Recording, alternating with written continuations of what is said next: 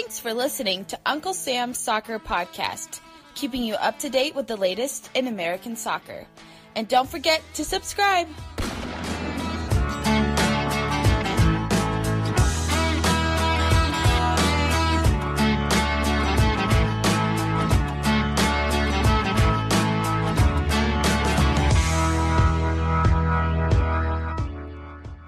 Hello everyone, welcome to Uncle Sam's Soccer Podcast. My name is Steven Jodorant. Joining me as always are Monka Fai and Jake Watroba.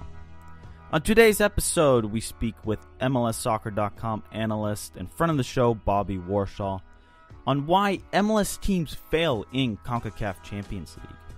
Now before we get to today's discussion, make sure you follow us on the Twitter machine at UncSamSoccerPod. You can find the show on any major podcast platform, so subscribe to it and leave us a 5-star review. Now, let's get to today's show.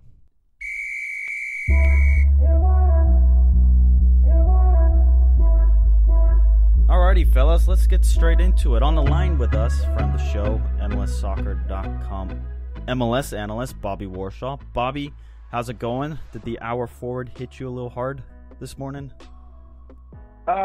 Not too hard, but only because we were at work last night, and that forced me to go straight to bed. But thanks for having me, guys. It's always a pleasure to come on. Let's dive right in. We have New York Red Bulls down 2-0 to Santos Laguna. Houston's down 2-0 to Tigres. SKC's down 2-1 to CAI, and Monterrey whacked Atlanta 3-0 earlier last week. What the hell is going on? Why can't MLS teams perform in CONCACAF Champions League? Okay.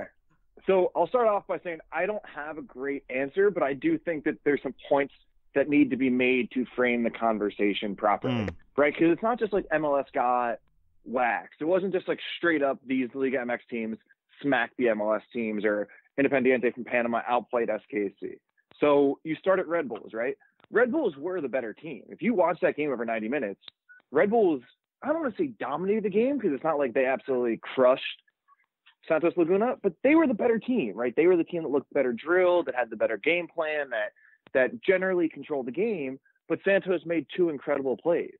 You know, and there's a question, are what Red Bull's trying to do stylistically at odds with them having the talent like Santos to make the plays? Because Red Bull has gotten a good spot to execute. Right? And Houston were great for the first 75 with Tigres scored in the 80th. Like, it's not like Tigres dominated that game and it was immediately going to be 2-0 like we often see. Same with Atlanta. You know, Atlanta probably wasn't even with Monterrey, but it felt 1-0 felt right for 80 minutes, and then they fell apart in the last 10 minutes, which I think is a really important way to think about this. It's not like Tigres, or it's not like Monterrey, you know, dominated Atlanta 3-0. It's not like Tigres dominated Houston and there's this huge gulf. It's just these little things within the game, which actually brings me to SKC, who, yes, they lost in Panama, but I thought they were absolutely fantastic. And particularly the way they managed this game. And look at Toronto when they went to Independiente, right? That game, they're down 2-0, they chase it on the road, they end up going down 4. But in Toronto, they crushed Kai. Right? They were the way better team in a sandbox. Yes, they lost, but again, because they were chased in the game, which leads us to SKC. They manage Champions League properly. It's 2 legs, it's home and away. You have to understand the moments in games when you go for a goal, when you just survive. And Houston and Atlanta didn't do that properly. So it's not to say that they were outplayed. They just didn't manage the tournament properly, which I think is an important distinction to make. Bobby, I kind of am I right or wrong there? Yeah, so I kind of agree with you. I mean, with the management part, because the Atlanta game when they're playing Monterrey, at one point, I mean, it was 1-0 going into the 70th minute, and at one point, I think people actually after game made kind of the comparison to when Red Bull was playing Atlanta in the first leg of the Eastern Conference Final, when Red Bull was trying to push really hard for those goals and end up getting exposed. I think on Villalba's goal really laid on to like that almost basically sealed the deal, or that did seal the deal for them. I think the management is a really important aspect, and I was going to ask you, you know, about how do you think Atlanta managed that match in terms of, hey, look, like, do you think they should have done something more differently in terms of, hey, look, we should take maybe 1-0 or maybe even 2-0 back to Atlanta to the Benz and go from there? Like, do you agree with what DeBoer did in that instance? Okay, so the other thing that I want to point out before we dig too deep, right, is we do have to acknowledge that Monterrey still spends like twice as much money. And they're a better team. Okay. Yeah. I don't know how to qualify a better team, but just like the most raw indication of what makes a team good or bad. Like they still spend, if not twice as much, like 190%, right? Yeah. So that's worth qualifying. And I don't know if it's as much substitutions. Yeah, it was weird that he didn't put Villalba on. Although with how horrible Villalba was against BC, I think it makes a little bit more sense. It was weird that he didn't make an extra, a couple more subs. But I do think that it's a little bit more about the understanding and the collective feeling of the players in the game. And, to provide an example, right? Like at some point you just stop telling your outside backs to go forward. At some point you stop telling your center mids to make the late runs into the box. At some point you don't try and build from like your own back channel. You just get it forward. Even if you're the most possession team in the world, like you just understand that there's a point in the game when you make these adjustments to limit your risk. And I think if we were to ask Michael Parkhurst or Brad Guzan about these things, they could on this phone call tell you the logic and that it's what should be done. And yet there's this collective feeling on the field that prohibits, I don't want to say prohibits, but I don't know, keeps players from doing that just because they feel this urge to keep going. And I don't know how you create that collective feeling of, all right, let's shut this game down if it doesn't come from your preparation of the coach, which more than the subs does make me think that Frank DeBoer is a little bit liable for what happened.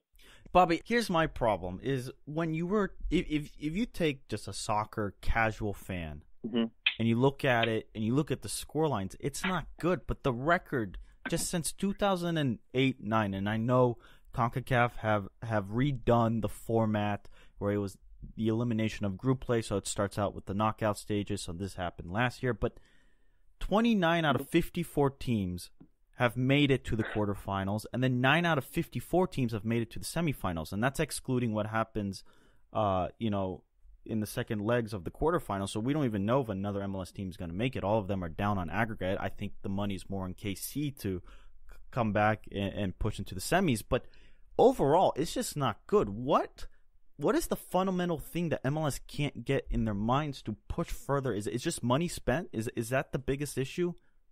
Fair, and I don't know exactly how to quantify this or explain it, but one thing I have to remember is that MLS, and this will drive fans crazy, but MLS is a viable business for investors, right? They're not going to lose money, whereas the Liga MX teams are. So as a fan, I think we can all say it'd be nice for owners to invest. But from everything I understand, like the people that own Tigres and Monterrey lose money on that enterprise. And I think that there's also a part of reasonable human beings to say, you know what, I get that you don't need to make money on your sports team, but you also don't want to lose millions and millions. And I think that's something like rational people need to understand, that at some point MLS will get there, right? They will be able to invest the $90 million into their team without losing, some X amount. But I do think there's some reasonable people have the obligation to understand, say, okay, I wouldn't want to lose all that money. I respect the Tigres and Monterrey and whoever else and Man City, whatever teams are doing that, that's fine.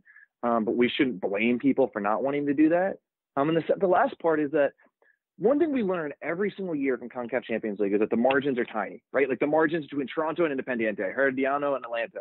And if you don't show up ready to play in soccer, like the difference between the top team in the world and not a top team is like 2%. And if you show up 2% less focused, I don't know, I made up that number, but you get the idea. So it's the fact that Atlanta and all these teams have the capability of beating Liga MX teams. And for me, the difference is understanding how to manage situations in a two-legged tie and understanding what is the right decision in any given game state of that two-leg tie. No, Bobby. Does that answer the question? Is that a fair answer? No, yeah. But I was going to ask you, what about travel? Because America's so big and you have these, some clubs, you have weekend play and you're on the road and then you travel. Is travel an actual issue where these legs are tired and then you're having the travel to Mexico where the weather is just completely different? For sure, it is. And that's important to point out that Liga MX teams do have the advantage because they're at altitude, right? It's harder to go from Kansas City to altitude than it is from altitude to Kansas City. But this is part of managing the two legs, right? Like, understand that you had to travel, but then they have to travel too. So, yeah, it's Sorry, go ahead. I was going to say, but if we're managing 2 legs, wouldn't MLS playoffs, in the format of MLS playoffs over 2 legs, help these teams be successful in understanding what it takes to play tournament football? Mm-hmm. Yes, and what I would just say is that CONCACAF Champions League is harder and the margins are finer. That I'm not sure that MLS teams have done it properly throughout MLS playoffs, but like the number one thing about when you go up in levels in soccer is that you just get punished for more, right? When the margins are that small, every marginal mistake is more likely to get punished. No, I think that's a fair point. Armand, what were you going to say? Well, I mean, I didn't realize this, but you actually played in CCL, Bobby. Like I actually remember. I did, yeah. Yeah. So can you tell? I mean, so you have the experience. Obviously, it was a little bit different dynamic. 8 years ago. I mean, I forgot who it was that came on the show, but it was like 5 years in U.S. soccer is like 30 years. Like it's like insane, like the jumps that are made. But tell us, like an average, CCL away game. Like you're on the bench against Pumas. Like, can you tell us about that and like how that was, or even return, even maybe against Taro in Panama? Yeah. So I think our first game we had to qualify, right? So we had a home and away series with a team from El Salvador, and we were down there first. Alianza, yeah. Yeah, and we go down first, and you get off the plane, and there's soldiers with machine guns waiting for you to escort you to the bus, and they stay outside the hotel, and you're at the hotel, and they tell you basically like you're not allowed to leave the hotel, and if you leave the hotel, make sure you don't turn right outside the hotel. And then you get escorted by these soldiers and their police cars to the game. So it's not to say that that's not like a statement about El Salvador or some of these places of the country. Is just the shock to the system. You get there, and that game might have been in the spring, but then when we did play Taro, I think we lost 3-0. We fielded kind of a second weekend team. We thought we were going to go through. That's a whole nother story. But we get there, and like they didn't turn on the air conditioning for us. Like their air conditioning worked in their locker room, but not ours. So we're sitting there in the middle of summer in Panama, like waiting to go out to the field in like 110 degrees in this like all white cement locker room. So yeah, every time we went down and something happened in Pumas, which like I probably will never be allowed to talk about. But we had a similar situation there that was like, this is the kind of stuff that would just never happen anywhere else. Yeah, there's these shocks to the system that make it unique. But I also want to point out is that there's also shocks to the system in every cup game, right? Like in Open Cup, it was the same, playing for an MLS team, playing like an amateur PDL team, or when I was in Norway and Sweden, playing like 5th division teams. Every cup game, when you go on the road to these like weird turf fields where like there's stadium and crowds, but like not really. So every single one of these games is weird. And I wish I could quantify that for how much it matters, except to say that it matters a ton and it's almost inexplainable. Bobby, you just mentioned matters, and when I watch an MLS team host a CCL match, the stands are half empty. What do we need to do to make sure those stands are full with fans? Like it seems like there's not any importance put on CCL for the average MLS fan. Well, for one thing, they're cold as hail, right? Like you look at Toronto and Kansas City; those places are freezing cold.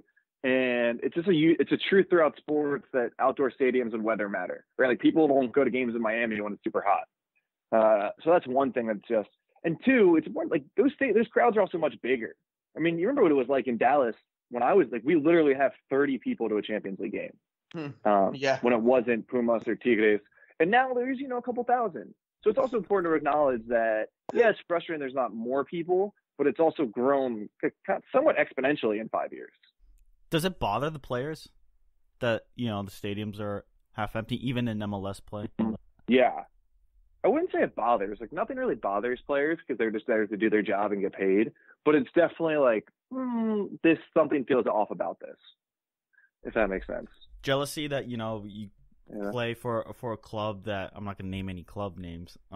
I could if I really wanted to, but you play for not you personally, but you play for a club in MLS that has 15 to 20,000. Then you go to Atlanta where it's 50 plus. You go to KC and it's rocking. LAFC, Seattle, other places where it's just packed, and you feel like your home field advantage is so much less than theirs. I would say it's just a jealousy that you're not playing on that for that club, Right? I don't think it's like the single entity you show up and you're like, man, I wish I played in front of this many people. It's a little bit more like, man, like I just wish I had this every single day, if that makes sense. I mean, there's definitely an understanding that some clubs and some fan bases are better to play for it. You know, the not the accommodations, but the facilities and just the way they take care of their team. So there's 100. I mean, fans don't notice this, but there's literally dozens or 100 different things that every team decides on. The meals that they have, the type of bus you get to the airport, the airline you fly, your meals, the day of games. Like there's all these little small things that every team does differently, and it's kind of known which teams are willing to make the investment and do them better.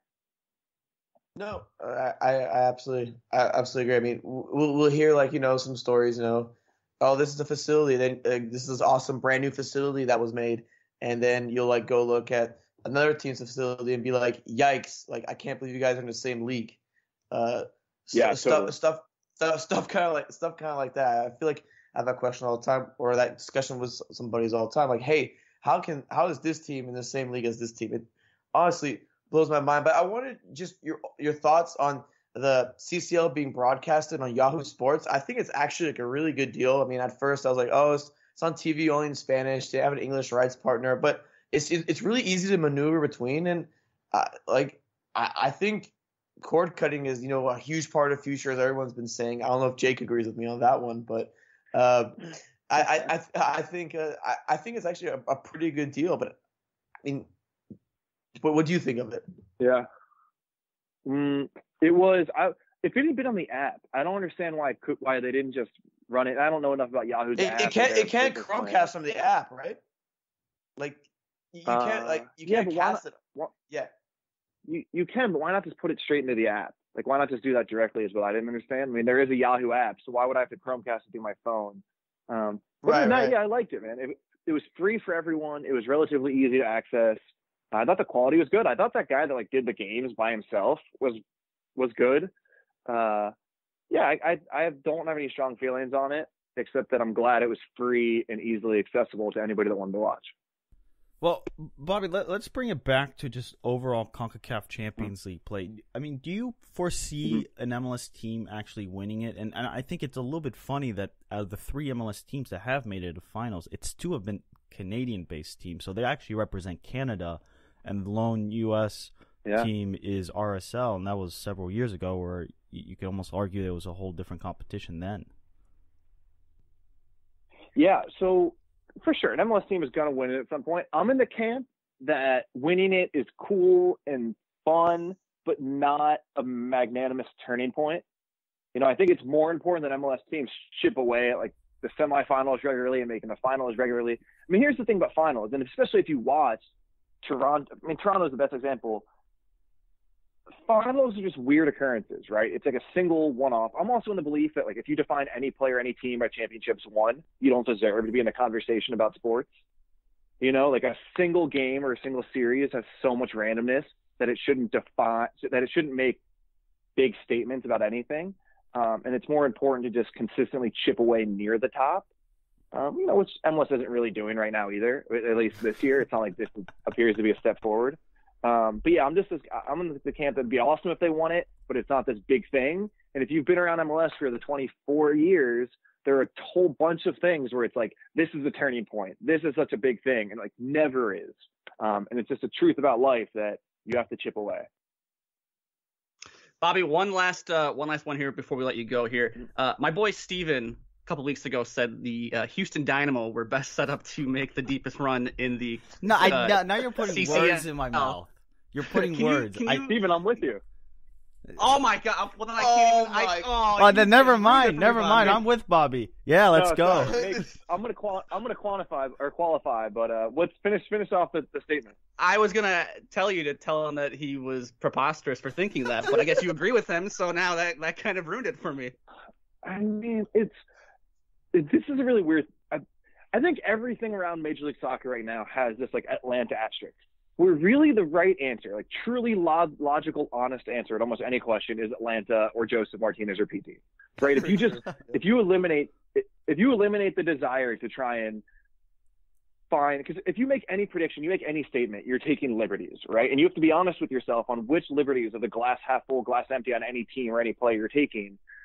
And if you're not in a desire to find the glass half full on everyone else more so than Atlanta, then you have to say that Atlanta is the right answer to any question. Supporter Shield, Champions League, right? Like they just have the highest end players, the highest end coach, the highest end fan base, the most ability to spend money to like improve their, and scout. So once you have that quantifier, we're like, yeah, Atlanta is probably the best.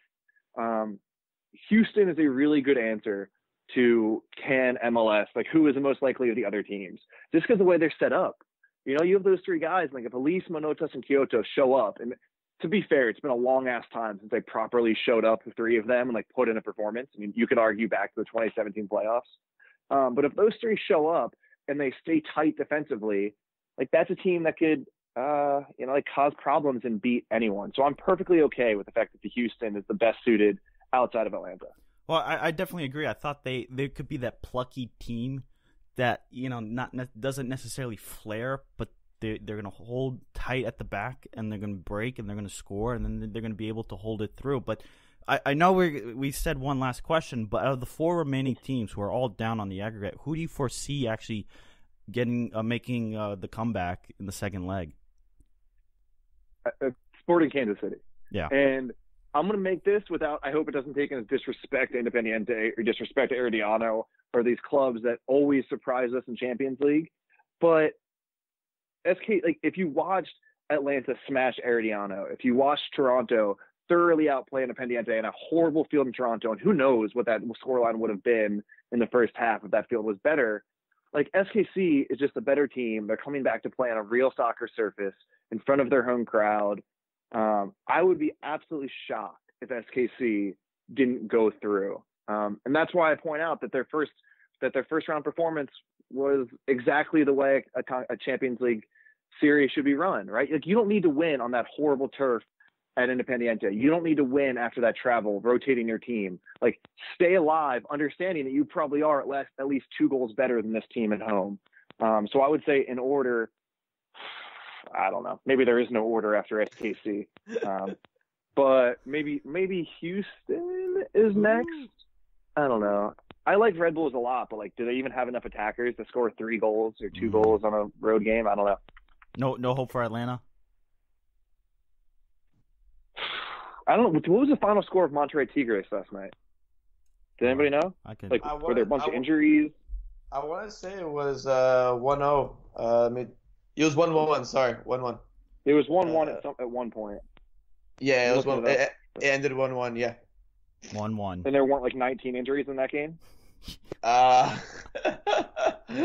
don't think so. I think both teams they played full strength lineups. So. And this is the other point that's most people don't remember this or didn't acknowledge this. This is the infuriating part about Atlanta and Houston, not just managing the last 10 minutes. That Tigres and Monterrey played each other in the Clásico Regio. I apologize for not getting that right. This weekend, like they had to freaking play each other. Whoever wins that game is top of the table in Liga MX. They were gonna beat each other up, making like either they have to rotate or go into Wednesday a little tired. I don't know. That made me even more frustrated with the fact that those teams couldn't lock down like 1-0 losses. But so yeah, SKC is the best hope, and after that, I don't know, man. I think any of the three would be a miracle. That would be fun to see. I mean, look, we see it in UEFA Champions League all the time. These miracle comebacks. Roma against Barca last season, United against PSG, and these are world class clubs. So, in the game of football, anything's possible, right? Something cliche like that. You're not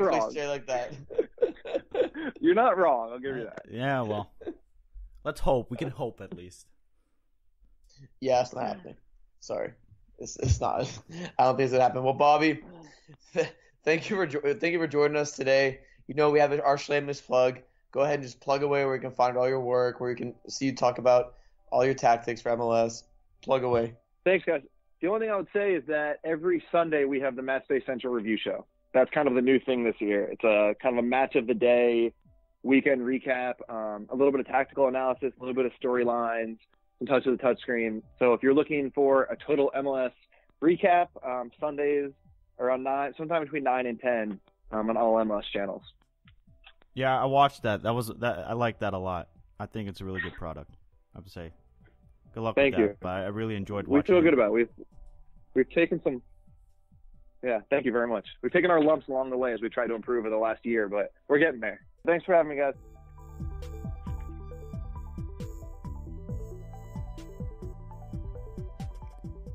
Well, there you have it. Friend of the show, Bobby Warshaw. Great guy, great insight. Fellas, let's just continue what we talked at the end there. Is it really Sporting KC most likely to move on? Yes. Houston's not as good as Tigres, and they're about to go on the road. Atlanta's deficit, I think, is too much. Monterrey is too good to be down 3-0, even though Atlanta's part of the best teams in MLS. Monterrey's on another level. Red Bull, I don't think it's just what makes me mad because I wanted them to win CCL and had them going the furthest, but I guess I'm an idiot because Red Bull just figures out ways to lose games that they should win like 90% of the time. It has to be SKC. All they need is one goal. They're at home. They're going to be playing a nice, I would say, not maybe rotated squad today, but maybe more of a, I think they're looking towards the game against CAI Independiente, and they're going to be like, hey, look, we're going to go all in on this one. And a stronger lineup at home, you have to favor SKC over the Panamanian side. Yeah, SKC is the only team that's going to advance in MLS. New York Red Bulls and Houston down 2-0 each, going back to Mexico. That's not going to work out for them very well. Monterrey 3-0 all over Atlanta. I think there's some concerns in Atlanta right now. I think people should be paying attention to. SKC coming back to Kansas City down 2-1. They should be able to get a 2-0 result and move on. We'll see, but I think there's a surprise coming. There will be a surprise. Surprise. A surprise will happen.